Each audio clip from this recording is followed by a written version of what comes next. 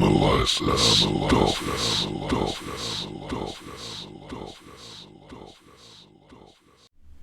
Welcome again to a Gilli Pong analysis. Here I am analyzing the one and only Royal Society in this video. I just wanted to go to his website, just take a look at it. How much does it cost to publish an article, scientific study with citations and stuff? Because I'm all for open source technology. I am an open source guy. I have been working since 2008 as a open source expert in information technology. I love the internet because it can provide you with free information. But over the recent years, something has happened. They started creating spaces. Facebook, Instagram, LinkedIn, all these spaces that are basically, complete and utter isolation from,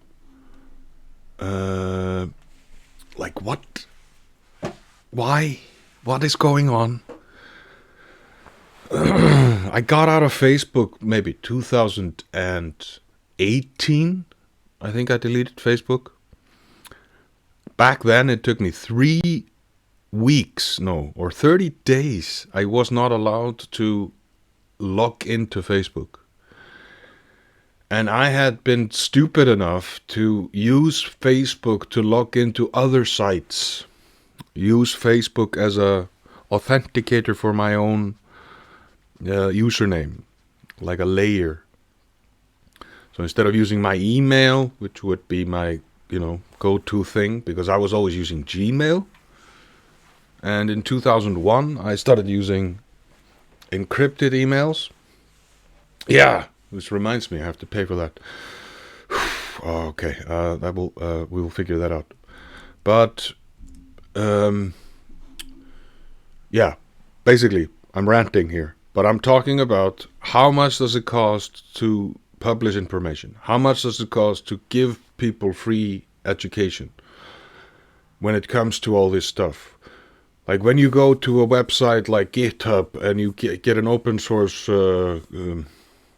project that you can clone into your computer, and then there's like a website or something. It has a README, and in the README it's like how to use these products, how to contribute, how to donate money to them if needed, how to be a part of the team and stuff like that.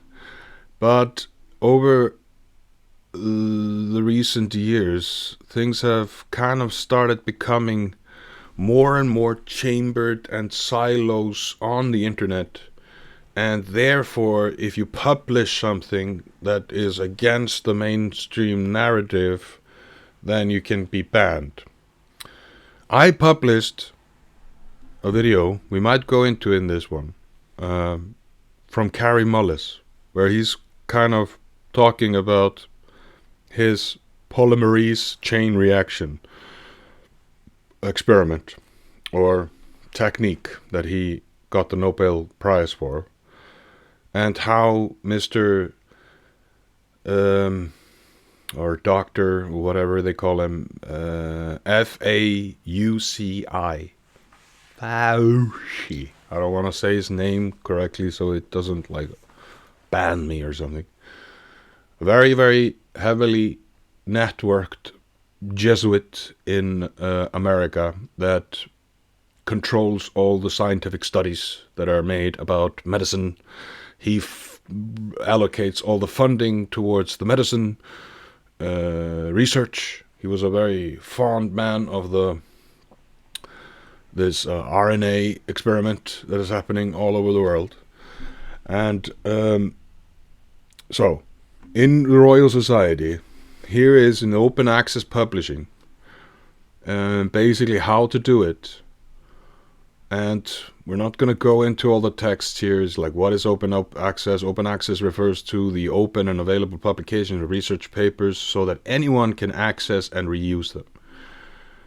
But there's a limit to it.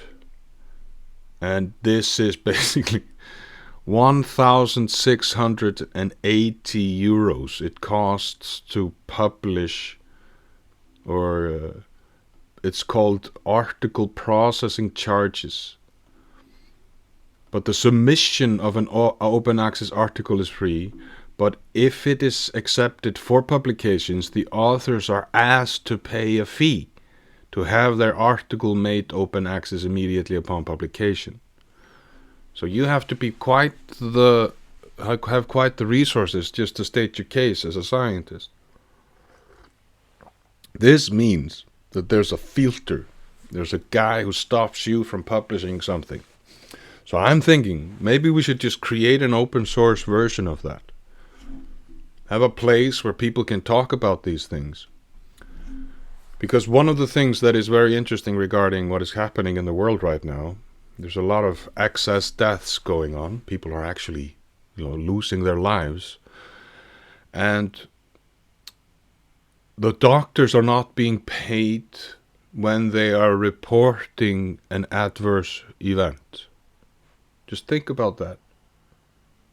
The doctors, who are very busy, have to fill out a document that has mandatory fields, and it could be 400 different fields you have to fill out, and it has to have the right information, otherwise it just doesn't go through. But if you want to get something that is causing the adverse events, that's just, it's for free. Come over here. There's a clinic everywhere in the world, in the realm. It's just, you can go wherever you want to find it. It's free. But somebody's paying for that, and the higher guys in the scientific world are getting that money from the states and from the countries.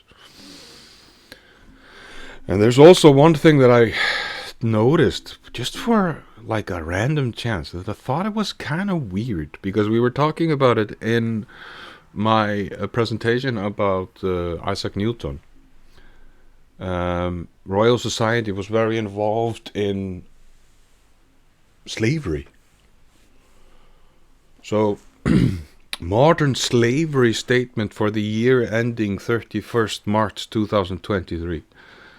The Royal Society, the society, is committed to taking the appropriate measures to reduce the risk of slavery and human trafficking taking place in our organization or our supply chains.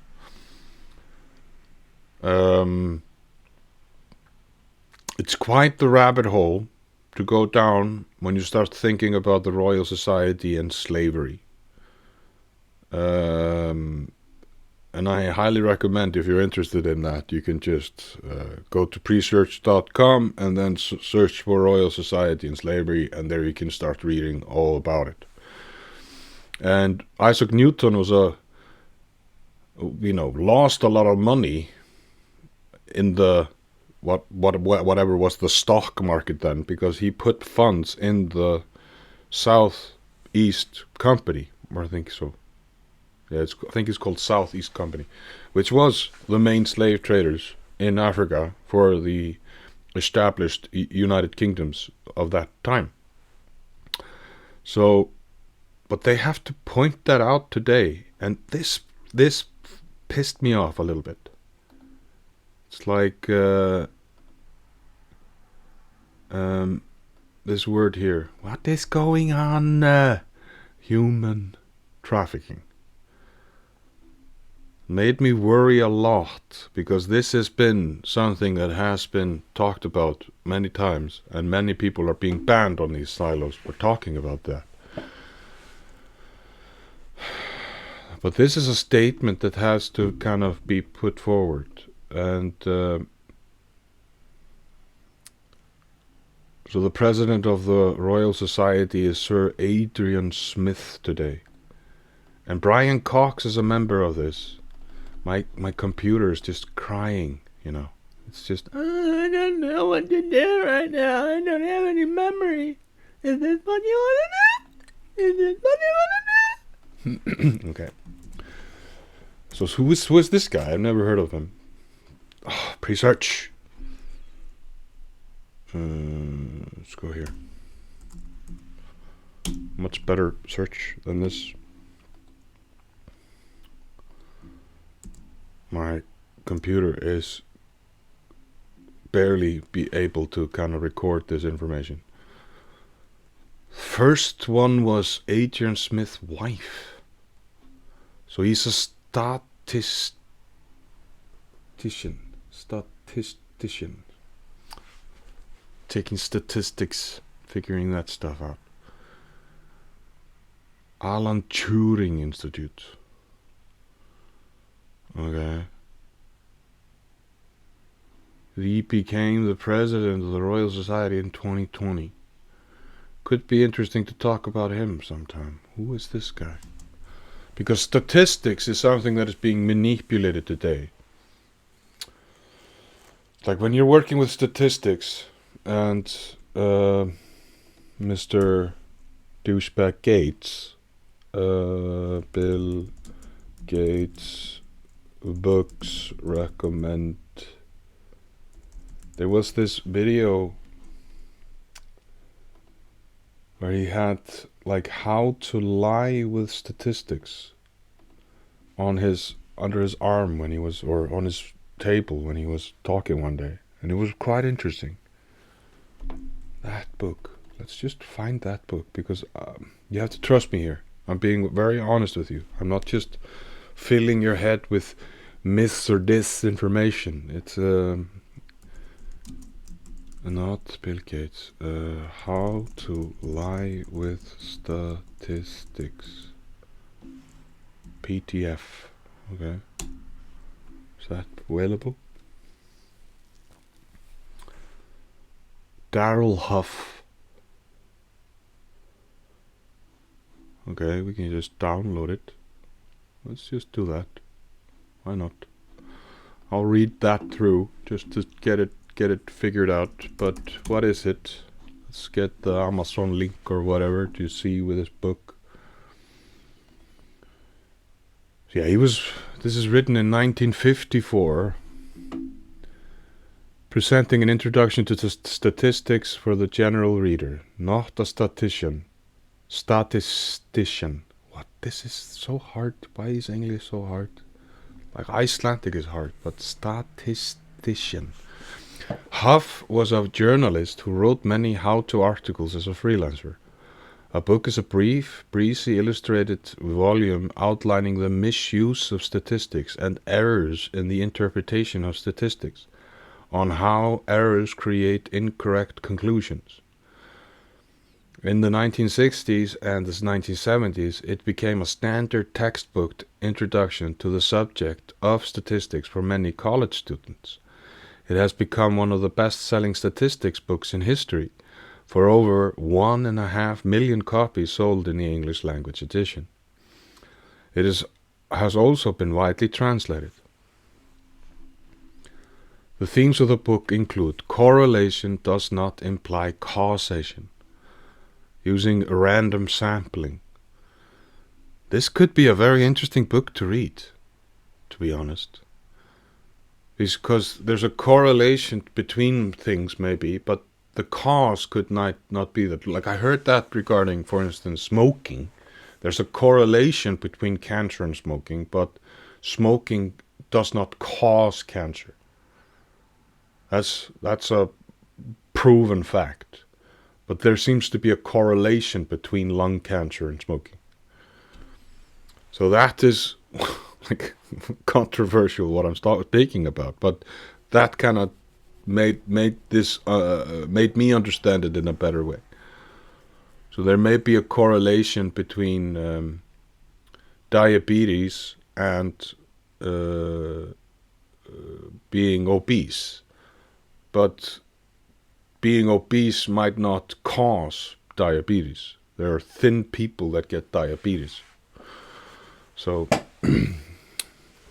you see what I mean here. But this is a very interesting book, to be honest. And the head of the Royal Society is a statistician. Thank you. I hope I got it right this time. All the British people are like, oh, facepalm.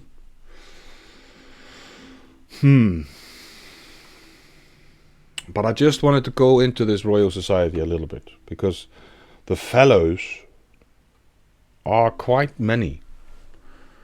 And Sir Adrian Smith is a sir. He's been knighted by the Royal T in UK. And many of the scientists today are atheistic, and they are promoting psychological experiments on children. They're promoting scientific experiments on people. So I'm wondering if the atheism is a correlation, not a causation, between what is happening to us today and that. But if you like videos like this, comment and like the video, so that you help me get a little bit more people into the viewers, so we can maybe have a discussion about that in the comments. So let's try to do that.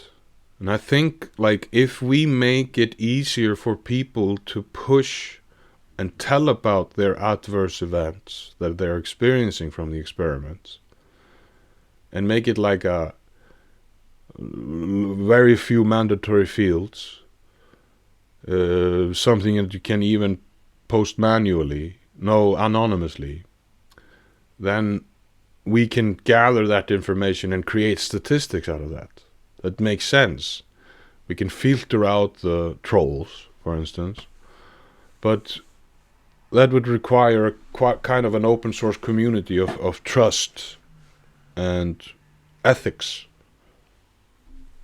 But we could use that logic and create an open source system to fight the closed source system that they are trying to create, it seems.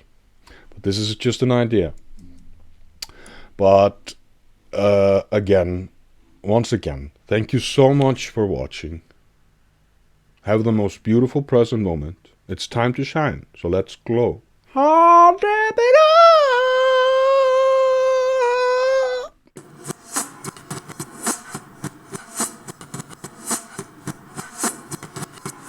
Gilli Pong. Analyses.